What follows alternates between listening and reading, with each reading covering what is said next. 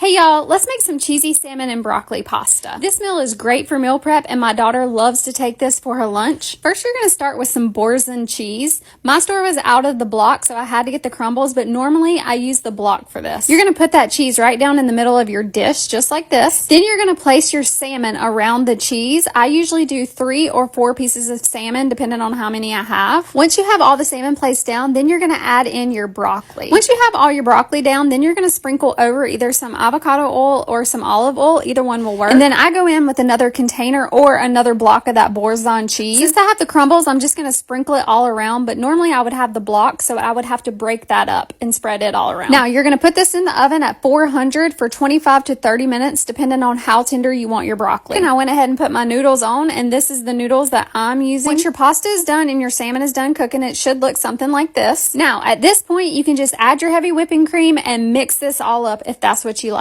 However, that's not how I'm going to do mine. I'm going to separate out my salmon so that I can keep them in whole pieces, just like this. I'm going to make sure to scrape everything off of them. There they are, separated out on a pan. Then I'm going to add in some heavy whipping cream to what's left in my pan. I would do 3/4 of a cup to a cup of heavy whipping cream. Then give that a good stir.